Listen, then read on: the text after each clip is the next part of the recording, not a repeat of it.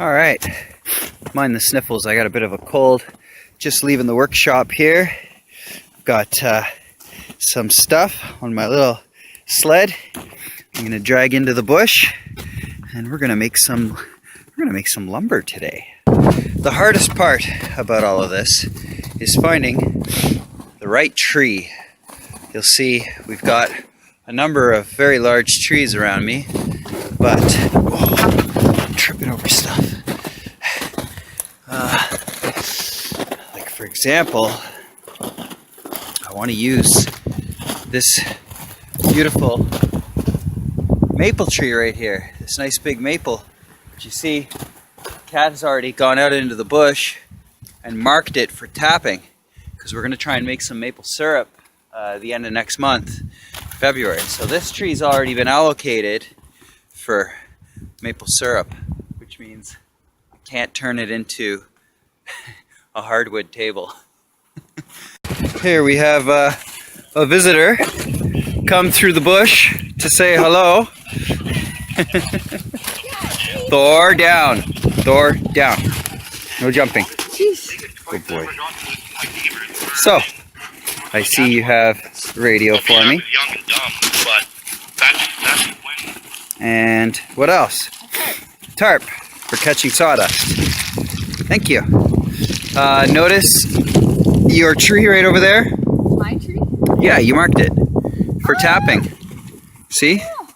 I was just about to turn it into a hardwood table. Don't worry though, I won't. Use a smaller one. I'm gonna look for another maple. This is Thor. He's about 90 pounds now, and he's only 7 months, well, I guess 8 months old now. I can really understand why the Vikings named this place Vinland, or Vineland. You see this right here? Grapevine, wild grapevine. We have it all throughout our forest. Some of them are easily 3-4 times as thick as this one, and they go up 50, 60, 70 feet in the air. Just looking around in one little area, here's more. Here's some more grapevine. There's so much vine here, and there's some areas where the whole forest is like back there. If you can see in this camera, it kind of goes all this way. The whole forest just becomes a tangle of vines, and trying to get through it, I mean, you need a solid, very sharp machete or a good hatchet, because this stuff is really springy. Really springy. I mean, and it's strong too. It's very strong. It just goes up into the trees and strangles them, chokes them out. I think I found a good candidate. Right here, see, I had marked it. We mark the maples we want to tap, usually with a heart or with some string around them. I had marked this one to be tapped, but looking at it, I think it's actually a black maple. I don't think it's a sugar maple, which means it's not going to be as good for sap. Now, I'm not a tree expert by any stretch of the imagination, but in looking at the coloration of the bark, it definitely has a blackened tone, which leads me to suspect that it is a black maple and not a sugar maple. So, in spite of the fact that it has been marked for tapping, I think I'm going to turn this bad boy into some firewood and hopefully a good hardwood table for the workshop. Let's go over the toolkit here. So, I have here, this funky looking contraption is a Gramberg Alaskan Mill, chainsaw mill. So this attaches to your chainsaw right here and rides along on these rails, and you can plane cut through the tree to get lumber. So I just got it. This is going to be my first time using it.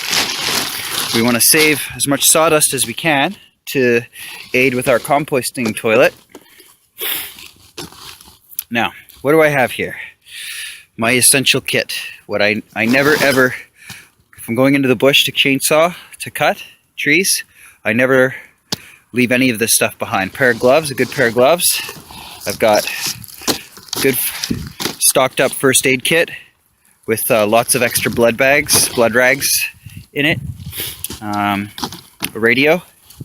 These are our kick-ass radios that Kat's dad helped us get, and they are long range, and they can get the radio. They can pick up all kinds of different signals, but mostly I use it in case of an emergency. I can radio back, or if she needs to get a hold of me, she can radio to me. So I'm going to turn it on now that I'm getting ready to work. Let's see, we got chainsaw gas and bar oil. I like having it together in one container. I only got to carry one thing, and it's got both my fluids that I need. Some basic tools in the bottom here. Chainsaw file, bits, extra oil, other stuff. Here's my chainsaw.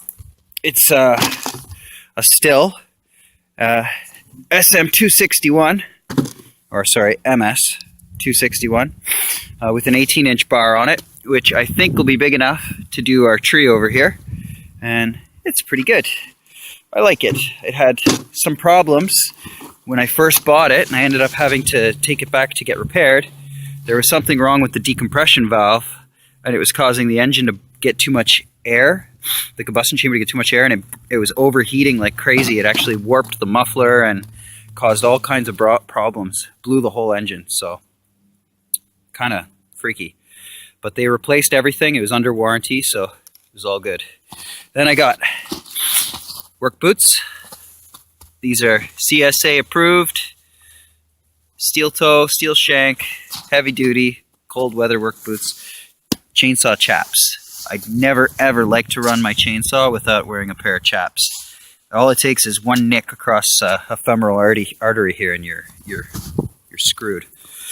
What else we got here? I always carry a knife on me. This is my favorite bush knife. It's a cookery style knife, and it is just fantastic. Kershaw. Oh no, it was cheap when I bought it, but man, this thing has really, I have punished the crap out of this, and it's just a fantastic little tool.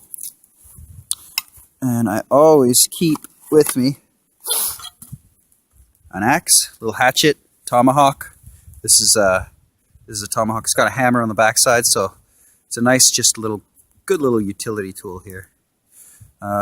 When I'm bored, I look for a dead tree, standing deadwood, and practice throwing. Keep that on my hip. What else do we got here? Safety glasses. These aren't appropriate safety glasses, but they'll work. They'll keep the sawdust out of my eyes. And these are noise-canceling headphones, which they're not perfect for soundproofing, but at least I can listen to my music while I'm cutting. And they do work actually quite well for dampening outside sound of the chainsaw and whatnot. So now I got to tackle this big tree. It's a windy day, very windy day, so I got to take some things into consideration. Now, there's a lot of things to take into consideration when you're felling a tree.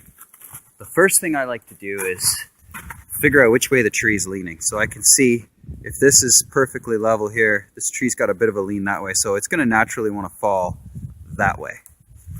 So I look over and see, is there anything it can hang up on? Well, yes, it can hang up on that white birch, that paper birch there, and it can hang up on this young poplar. So I've got to be very, very careful, especially with the width and how it forks.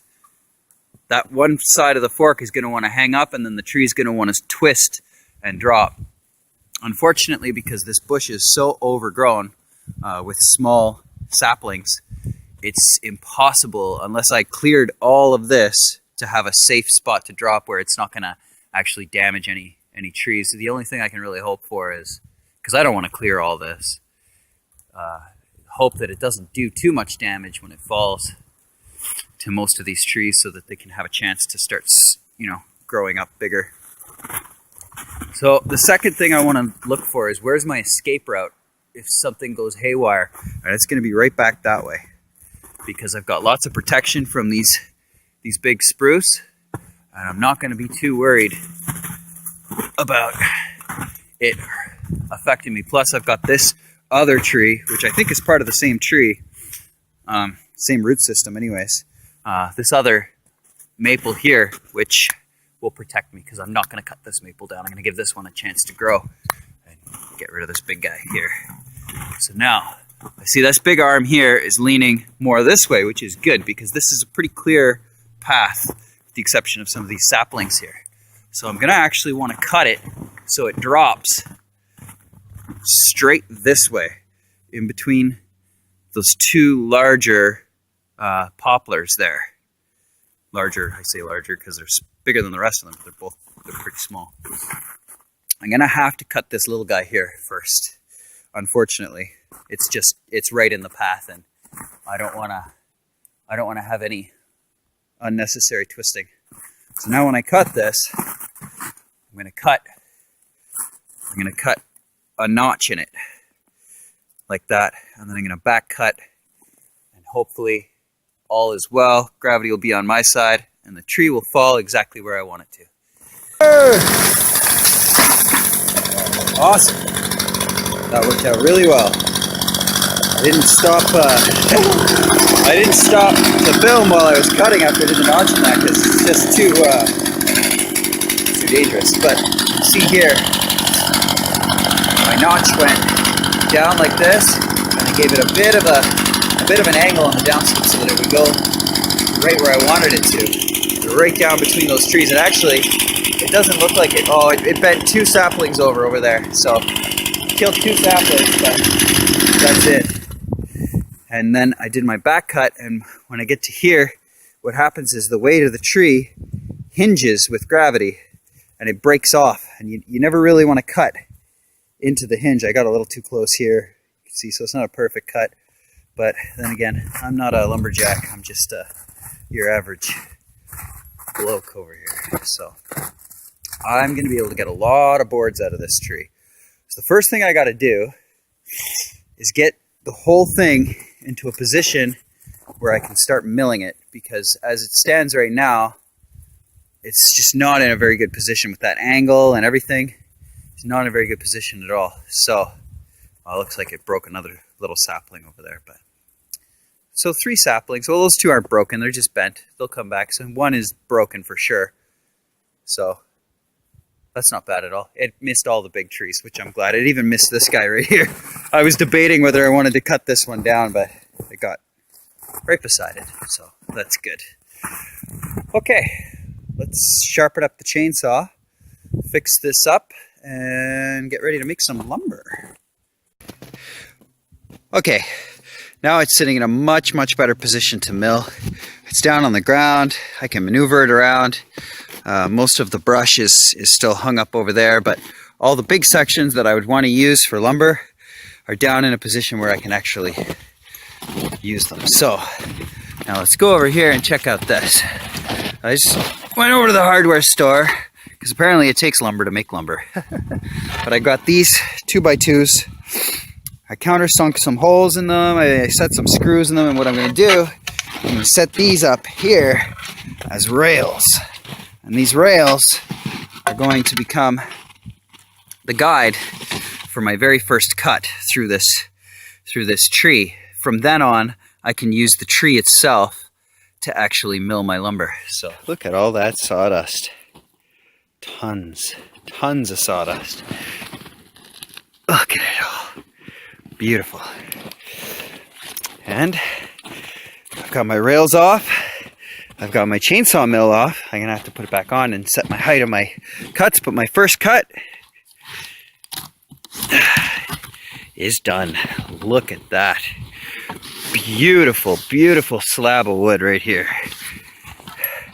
Absolutely gorgeous. And it's heavy as all hell. I gotta say, that's very heavy. So we've got about 8, 12, 14 inches 14 inches across right there. So by the time I get down to the middle, it's probably going to be the full bar, full 18-inch bar, which is perfect. And then I'm going to snap lines and cut the rest with the skill saw back at the workshop so that I can glue my boards together and create a really nice heavy duty work table. Hard maple. Sharpening here. You'll notice that I'm using a chain with all its teeth. It's because I don't have a ripping chain.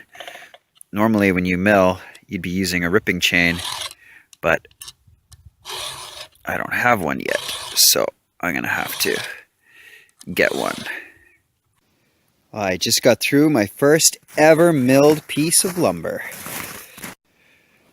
I've got to say that first impressions, it's tricky. That first cut is very tricky. I ended up having to back out all my screws because I was going to cut them right off. It's really hard on the saw. I wish I had a bigger saw for this. I really do. But I've got to work with what I've got, and this is it. Yeah, it's really tough on the saw, but you can see, I mean, it does just such a beautiful job. Straight shear. I mean, all I got to do is go over this with, it's not even that bad. It's not even that rough. Just go over this with a planer, sand it up, and look at the grains. This is going to make absolutely a gorgeous table. It's almost a shame I'm making a workbench out of this. I should be making tables for the meat hall out of this. And here's the first piece I cut. Same thing. It's got some really nice patterning in it. It's going to be absolutely gorgeous. Just gorgeous grains. Oh man, once this is all finished and treated, and this is going to be a beautiful table. I could start selling these things. So I figure 1, 2, 3 wide, I think, because I'm going to end up losing a bit once I snap my line and cut, because it shrinks in the middle. It's wide on the bottom and wide in the middle, or wide at the end there. So, but I've still got that I can mill, pieces of this I can mill, this I can mill. I mean, there's going to be a lot of lumber coming out of this tree. And I'm doing true 2 inches. None of that 1.5 inch shit. This is a true 2 inch. And I'm really just blown away at the beauty of these grains. That's going to look really nice. Oh man, I can't wait to get building this table. Awesome.